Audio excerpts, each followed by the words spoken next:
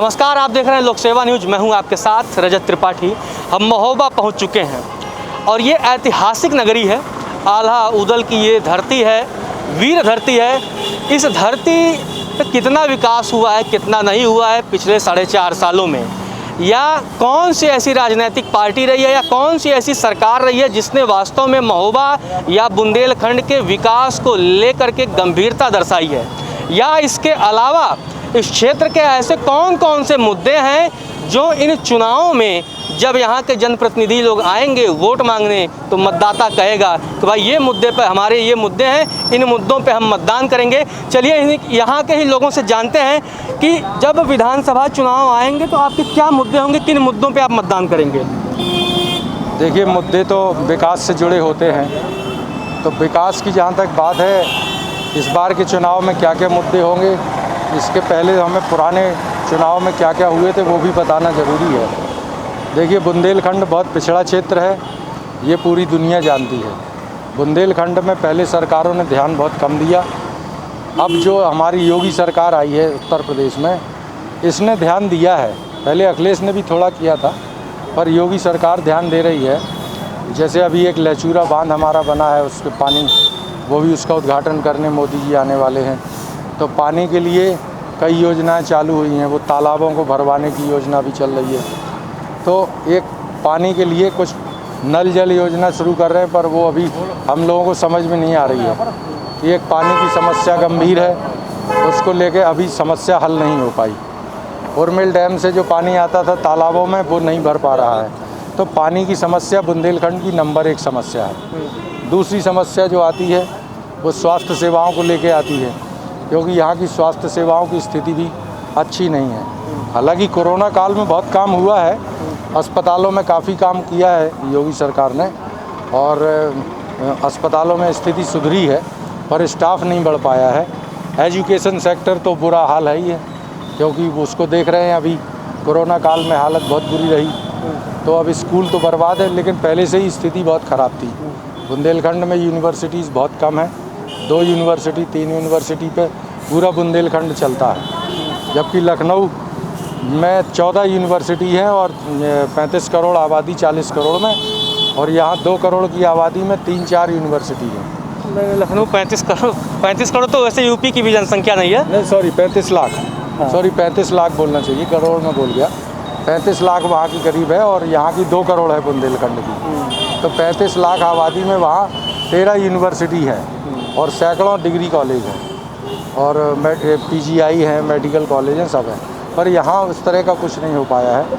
तो ये सब हम लोग, ये बदलाव होगा कैसे, मतलब आप संभावनाएं क्या देखते हैं? क्योंकि लगभग पिछले अगर 15 सालों का हम इतिहास देख लें तो जो यूपी की 3 बड़ी पार्टियां हैं, तीनों पूरी बहुमत के साथ सरकार में रह चुकी हैं। क्योंकि एक समय बहुमत की बड़ी समस्या होती थी, लेकिन 2007 से जो दौर शुरू हुआ और 2017 तक वो बहुमत का दौर रहा और बारी बारी से सबको मौका मिला। तो ये जो आप बता रहे हैं समस्याएं हैं, क्योंकि तीनों पार्टियां बहुमत में रह ली, समस्याएं तो दूर नहीं हुई, संभावना क्या है फिर? देखिए, संभावना ये है कि जो भी मुख्यमंत्री आता है या वो जो प्रभावशाली नेता होते हैं, वो अपने क्षेत्र में बजट ज़्यादा ले जाते हैं। बुंदेलखंड के नेता रहते हैं कमज़ोर, वो बजट नहीं खींच पाते।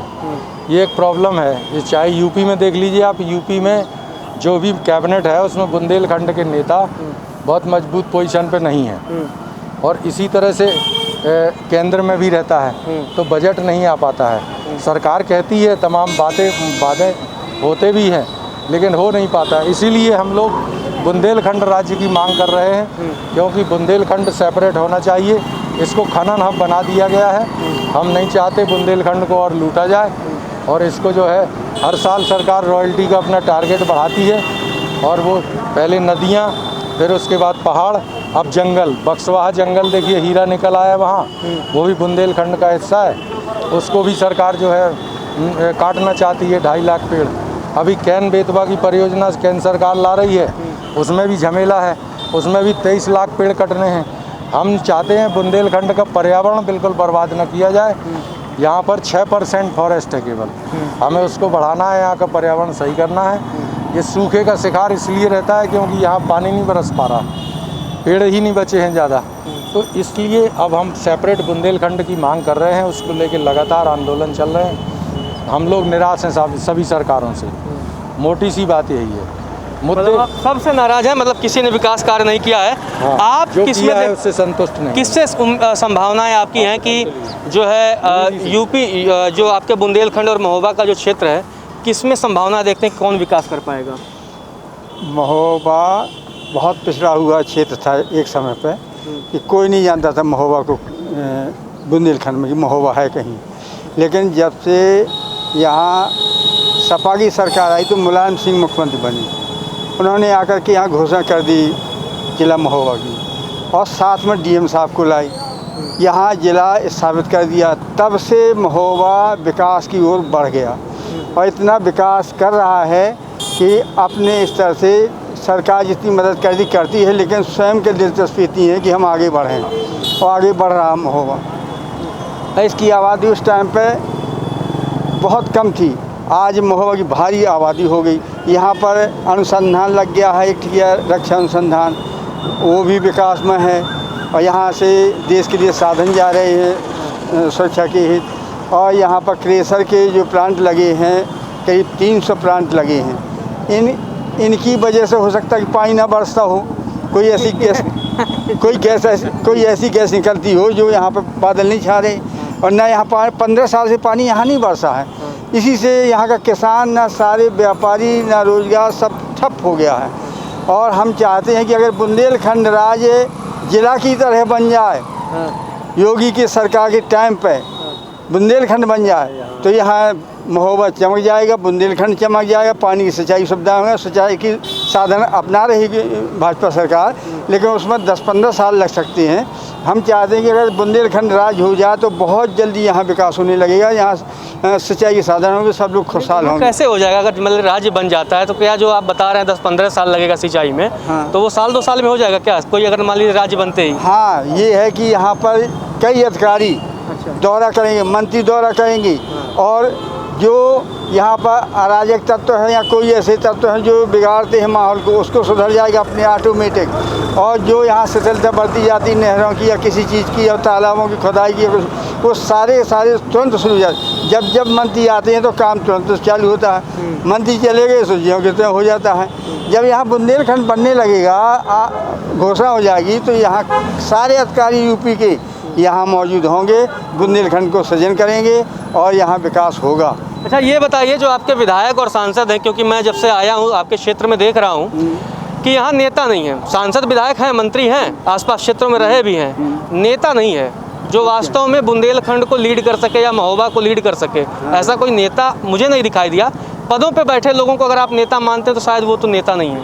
अब ऐसा है कि हम उतने स्तर पर तो नहीं गए कि गोस्वामी जी से विधायक से मिले या पुष्पेंद्र जी से मिले सांसद से, लेकिन हम सुनते हैं कि ये उच्च स्तर पर अपने अपने सदनों में बात उठाते हैं, विकास की बात करते हैं, सारी बातें उनकी मानी भी जाती हैं। अब यहाँ क्षेत्र में गांव-गांव जाएंगे तो यहाँ जनता कुछ नहीं जानती है, अनपढ़ जनता। देखिए यहाँ जनता ये बैठी है, आप यही मौके पर देखें कि यहाँ खड़े होने की यहाँ की हिम्मत की खड़े हो जाएँ। गांव में जाकर के उल्टा सीधा बोलते हैं। तो इस त्यागी सदन से पास कराएं, यहाँ विकास कराएं, वो हो रहा है।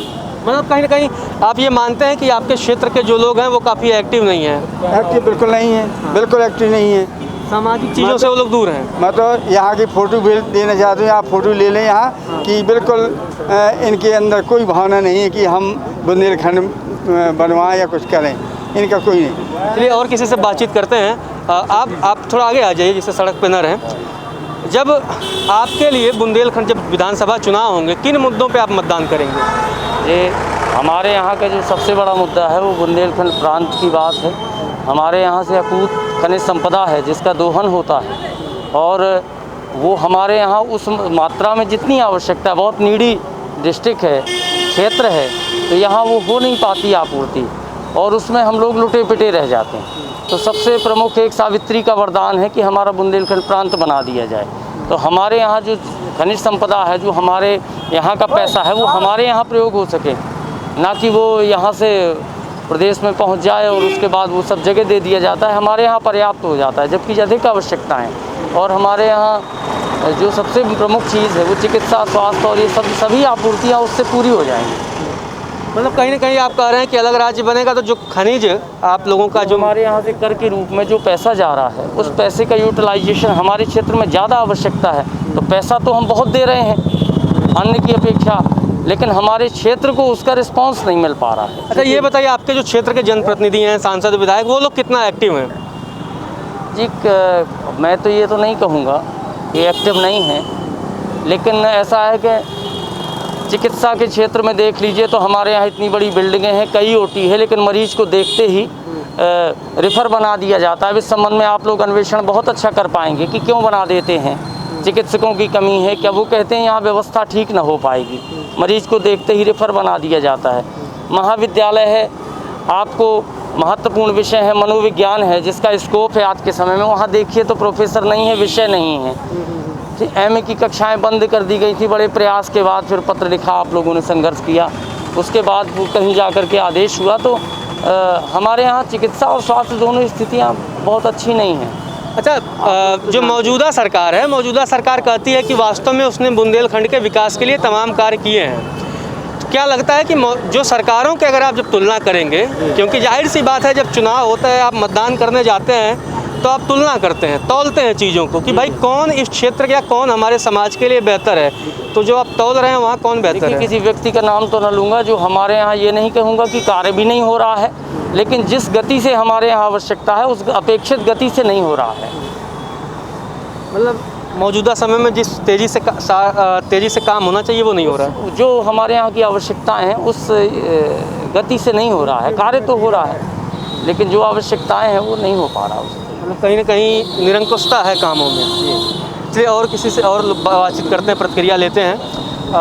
जी, आप क्या कहना चाहेंगे जब आप मतदान करने जाएंगे, और आपके जो क्षेत्र के कौन से ऐसे मुद्दे हैं जिन पे आप मतदान करेंगे? भाई यहाँ तो सबसे बड़े मुद्दे हैं सिंचाई की व्यवस्था और शिक्षा की व्यवस्था, स्वास्थ्य की व्यवस्था। ये तो मेन मुद्दा है ही यहाँ कर की जो है, और इन पर जो है विशेष तौर से थोड़ा तेज़ी से प्रशासन को या सरकार को जो है इसमें जो है ध्यान देना चाहिए। सीधा बताइए, अगर सीधा नाम पूछे, जैसे जो दावेदार हैं अखिलेश, योगी, मायावती, बेहतर कौन लगता है? अब वैसे तो बेहतर योगी ठीक ही है जो है, और सरकारों की अपेक्षा इस समय काम काफ़ी चल रहा है, लेकिन उतनी तीव्र गति से नहीं हो रहा है कि जिस हिसाब से होना चाहिए। जैसे देखा मैंने, जब बुंदेलखंड में लगभग सारी सीटें भाजपा के पास हैं, तो क्या जो भाजपा से आप लोगों ने उम्मीद की थी वो उम्मीद कायम है? कायम है, लेकिन उस हिसाब से रोज़गार के क्षेत्र में थोड़ा बहुत कम काम हुआ है। जैसे बच्चों को नौकरी के वगैरह में जब भाई गवर्नमेंट की जो जगह हैं कम से कम उनको भरना चाहिए, जो पद खाली हैं, जिससे जनता का भी काम हो और जो है कुछ शिक्षित बेरोजगारों को रोज़गार भी मिल जाए। इस बारे में जो है अभी यूपी गवर्नमेंट ने कोई ज़्यादा विशेष काम नहीं किया जितना की अपेक्षा थी। आप युवा हैं, आप भी आइए, अपनी बात रखिए। कौन से क्या कर रहे हैं आजकल आप? इस साल मेरा BA first year. BA first year है, तो 18 साल से ऊपर हो गया है? भर्ती वर्ती की तैयारी चल रही है? हाँ चल रही है। वैकेंसी आ रही है कि नहीं आ रही है? आप लोगों को अच्छा तरीके से बता पाएंगे कि भर्तियाँ आ रही हैं कि नहीं आ रही हैं? अभी तक मैंने देखा है कि भर्तियाँ आती हैं और बीच में बंद कर दी जाती हैं। अभी नीट आया, नीट में घोटाला हुआ। अभी शिक्षक को जो भर्ती आई है 69,000, उनमें भी घोटाला हुआ। तो जो सत्ता में भी हैं उनसे भी कहना चाहता हूँ, और जो होंगे उनसे भी कहना चाहता हूँ। कौन होंगे? जो भी होंगे, क्योंकि सत्ता परिवर्तन होना ज़रूरी है। अच्छा, हाँ। तो सबसे पहली बात तो मैं कहूँगा कि बुंदेलखंड में युवा बहुत बेरोजगार हैं, नौकरियाँ कम हैं। नौकरियों के साथ साथ एक और बात मैं कहूँगा कि जो लोग क्षेत्र में जो चुनावी मैदान में आ रहे हैं उनसे मेरा खासकर निवेदन है, और एक वोटर होने के नाते मैं उनसे कहना चाहता हूँ कि वो जितना हो सके क्षेत्र के युवाओं के रोज़गार के बारे में सोचें। सरकार से कोई सांसद हैं तो वो केंद्र सरकार से अनुमति करवाएं, कोई एक कंपनी ऐसी यहाँ लाएं जिससे बुंदेलखंड के युवा उसमें काम कर सके, जिससे बेरोजगार ना हो। क्योंकि सबसे बड़ी जो दिक्कत है बुंदेलखंड में वो बेरोजगारी है। और धंधे लगने चाहिए, आपका कहना है कि उद्योग धंधे यहाँ लगने चाहिए? हाँ, लगने चाहिए, आएंगे जिससे जब विकास होगा, उसी से विकास होगा। युवा बढ़ेगा तो विकास होगा। अगर आप युवाओं को आगे नहीं करोगे, युवाओं को नौकरियां नहीं दोगे, युवा बेरोजगार हो जाएंगे, तो फिर देश कैसे बढ़ेगा? अगर आप युवा युवाओं को आगे बढ़ाइए, युवा देश को आगे बढ़ाएंगे। बहुत अच्छा आपने कहा कि आप युवाओं को आगे बढ़ाइए, युवा देश आगे बढ़ाएंगे। आप भी आ जाइए, आपसे कुछ करते हैं। आप आ जाइए, थोड़ा सड़क से किनारे आ जाइए इधर। किन मुद्दों पे मतदान करिएगा? मैं तो सबसे पहले अपने बाबा जी को प्रणाम करता हूँ, जिनने हमेशा संघर्ष किया है बुंदेलखंड बनाने के लिए। अगर बुंदेलखंड राज्य बनता है तो बहुत आगे विकास होगा, बहुत बेरोजगारी दूर होगी, क्योंकि नौकरियां भी बढ़ेंगी, स्टेज भी बढ़ेगा और सारे कर्मचारियों को हर चीज़ों की सुविधाएं होंगी। क्योंकि जो अपने तो बुंदेलखंड के जितने सारे बच्चे हैं सब बेरोजगार से तरफ फिर रहे हैं, पढ़े लिखे होते हुए भी बेरोजगार है सर। क्योंकि जिन लोगों ने पढ़ाई ग्रेजुएट की है वो आज हम लोगों के साथ में स्वयं काम करते हैं, मेहनत मजदूरी करते हैं, मेहनत मजदूरी कर रहे हैं। तो खेती किसानी का इधर कितना स्कोप है? खेती किसानी ठीक ठाक होती है? खेती किसानी का क्या, क्योंकि यहाँ सब जितने हैं खनिज विभाग में जो लोग आ गए हैं, कृषि लोग हैं, सारा बुंदेलखंड खनिज विभाग में चपेट में जा रहा है। क्योंकि आगे समय पे ये होगा कि बुंदेलखंड का विनाश हो जाएगा, क्योंकि खेती बिल्कुल कुछ नहीं होने वाली है। क्योंकि यहाँ एमपी में है, ग्राम द्वारा पोस्ट द्वारा में, वहाँ भी कृषि इतनी लग चुकी हैं कि जो यहाँ कम से कम 10-20 हेक्टेयर की ज़मीन बिल्कुल संपट स्वाहा मान के चलिए आप। अच्छा, महंगाई जब चुनाव आएंगे, महंगाई कितना बड़ा मुद्दा होगा आप लोगों के लिए? महंगाई एक हिसाब से देखा जाए तो बहुत ज़्यादा बेरोजगारों के लिए, क्योंकि वो लोग बेचारे काम तो करते नहीं हैं। आज प्याज देखो, टमाटर देखो, इन चीज़ों को देखो, आदमी लेके खा नहीं पा रहा। कहीं 40 रुपये किलो हो जाती, कहीं 50 रुपये किलो हो जाती है। आम आदमी के लिए सब्जी नमक रोटी खाना दुश्वार हो गया है। चलिए और लोगों से भी प्रतिक्रिया लेते हैं। आप भी आ जाइए। जब विधानसभा चुनाव आएंगे, किन मुद्दों पे आप मतदान करेंगे?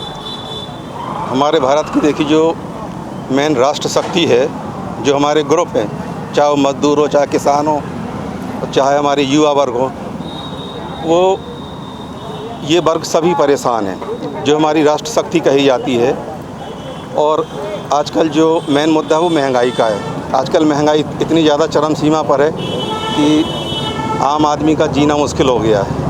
डीजल पेट्रोल के दाम आपने देखे होंगे 100 रुपये के ऊपर हो चुके हैं। तो ऐसी स्थिति में गरीब लोगों का अपने परिवार का पालन पोषण करने में उनको बहुत दिक्कत आ रही है। और इस समय देखा होगा आपने कि हमारे देश में और हमारे शहर में भी बेरोजगारी और मंदी का ये बहुत बड़ा दौर चल रहा है। तो मंदी के दौर के कारण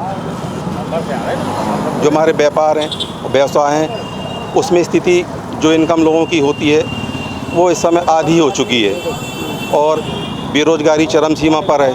ये हमारे ज़िले में नहीं, पूरे हिंदुस्तान की स्थिति है। इसलिए महंगाई का मुद्दा भी रहेगा, बेरोजगारी का भी रहेगा, बेकारी का रहेगा, आर्थिक मंदी का भी मुद्दा रहेगा। आपके क्षेत्र में कितना विकास हुआ पिछले, अगर 4.5 सालों की बात करें 2017 के बाद से?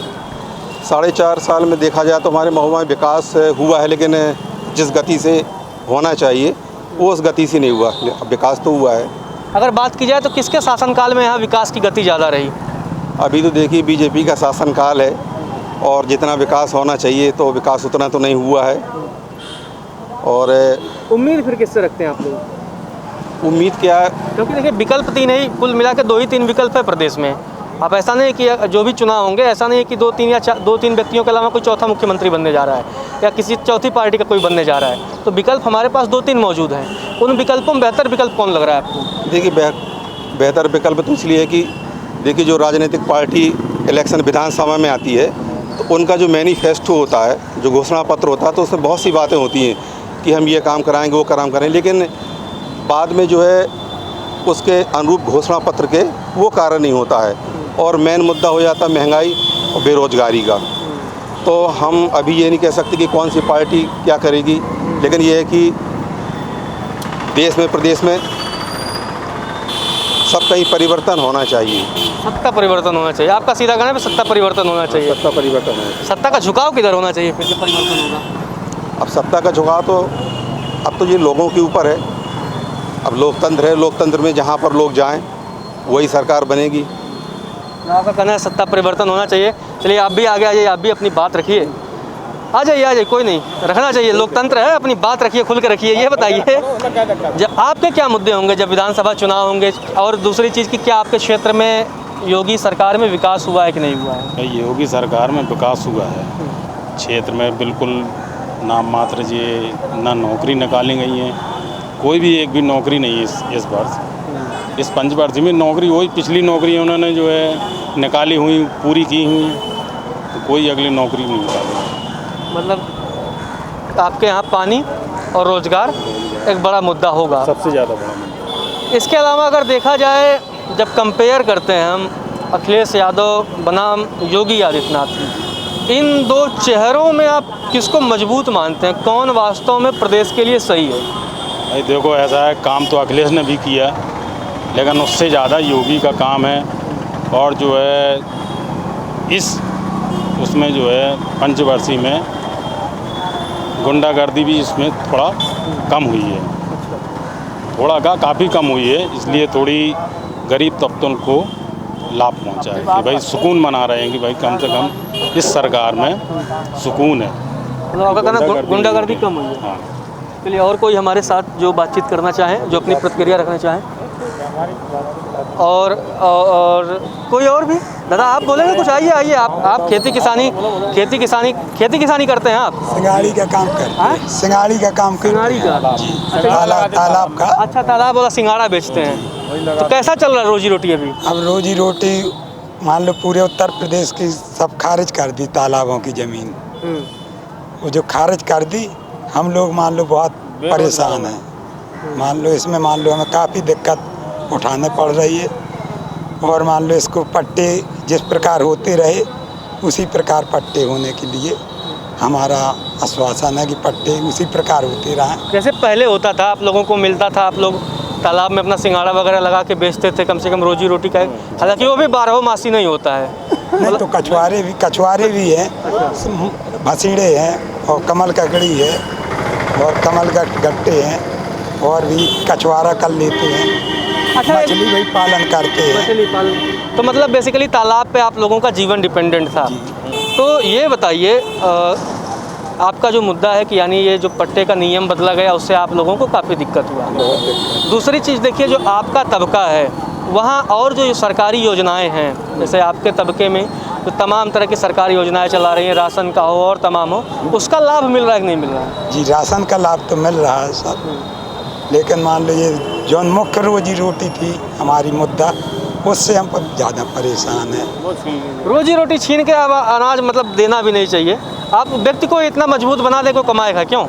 असल पे हम यही सोचते, जो हमारी रोजी रोटी है उसी प्रकार से पट्टे के आधार से मान लो हमें मिलता रहा है, उसमें जिस प्रकार हम काम करते रहे वो करते रहें। असल पे मुख्य जिस समय हम करने योग्य नहीं थे, उस समय ज़बरदस्ती सरकार ने सिकमी बांधी हम लोगों के पट्टे, उस लगाम भी ली। आज मान लो जब हम करने योग्य हुए, वो निरस्त कर दी गई हैं। हमारी मांग यही है कि मान लो पट्टे धीवर समाज के फिर से मान लो दिए जाएँ, या मान लो उन्हें बहाल, कुछ लोगों के बहाल हुए और कुछ लोगों के बहाल भी नहीं हुए। जब नियम एक आदेश है जिससे बहाल हुए, उससे मान लो पूरे उत्तर प्रदेश के बहाल हो सकते, लेकिन हम लोग गरीब आदमी असहाय, हम इतना मान लो दे नहीं सकते। अच्छा, आपको किस में संभावनाएं दिखती है कि कौन आपके जो कष्ट हैं, आपके जो दुख हैं, आपके जो मुद्दे हैं, उसका समाधान कौन करेगा? कोई ऐसा नेता दिख रहा है जिसमें आपको संभावनाएं दिखती हैं? अभी तो नहीं हम कह सकते, जब हमारा काम पूरा हो जाए तब हमें विश्वास होगा कि हाँ जी करने के लिए तो ये भी कर सकती सरकार। ये बड़ी आपने अच्छी बात। लेकिन मान लो जब करे तब, लेकिन जहाँ पर निरस्त करना थे, जैसे मान लो यहाँ पर माथरन तलैया है, माथरन तलैया का पूर के मान लो उनने मकान बना लिए। यदि मान लो हम लोग इसमें मकान बना रहे हों या कुछ ज़बरदस्ती आक्रमण कर रहे हों, कब्जा कर रहे हों, तो उसमें मान लो ये लोग हम लोगों को हटा सकते। हम इसमें जलकुंभी भी साफ़ करते, सिंगाड़ी भी लगाते, रोजी रोटी इसी से हमारी चलती है। हमारा मुख्य मुद्दा यही है कि हमारी ये बहाल की। चलिए, उम्मीद करते हैं सरकार तक आपकी बात पहुंचेगी, उस मुद्दे पर ध्यान देगी। तो आपने सुना किस प्रकार यहाँ के लोगों का मुद्दा है। बुंदेलखंड अलग राज्य की एक बड़ी मांग है यहाँ। उनका मानना है कि अगर अलग राज्य बन जाएगा तो जिस प्रकार से उत्तराखंड और झारखंड विकास किया, वैसे विकास शायद बुंदेलखंड का हो जाए। यहाँ शिक्षा, स्वास्थ्य, रोजगार, ये एक बड़ा मुद्दा है। इन मुद्दों से एक बड़ा मुद्दा है पानी का, क्योंकि जल ही जीवन है, इस बात को हम भी मानते हैं, इस बात को सरकारें भी मानती हैं और सरकारें तमाम योजनाएं भी चला रही हैं। हर घर हर नल पहुंचाने की उनकी योजनाएं हैं, लेकिन वो योजनाएं कितनी सफल हैं धरातल पर, ये तो तमाम जब रिपोर्ट हम देखेंगे आगे, उन रिपोर्टों में पता लगेगा कि वास्तव में जो सरकार के जो कागज़ पे सारी योजनाएं चल रही हैं वो धरातल पे कितनी पहुंची हैं। तो फिलहाल के लिए इतना ही। आप देखते रहिए लोक सेवा न्यूज़।